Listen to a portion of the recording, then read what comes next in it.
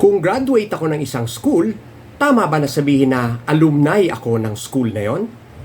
Mali. Isa akong alumnus ng school na yon. Pero isa ako sa mga alumni ng school na yon. Ganito kasi yan. Kapag lalaki at mag-isang graduate, ang tawag sa kanya ay alumnus. Pero kapag marami sila na puro lalaki, alumni ang tawag sa kanila. Kapag babae naman at mag-isa lang siya, alumna ang tawag sa kanya. Pero kung marami sila at puro babae, alumnae ang tawag sa kanila. Paano kung magkahalong lalaki at babae? Siyempre marami sila. Alumni pa rin ang tawag sa kanila. I hope that's clear. Kung hindi pa, panoorin ulit ang video na ito para maliwanagan. This is Coach G. Thank you very much for watching and I hope to see you again very soon.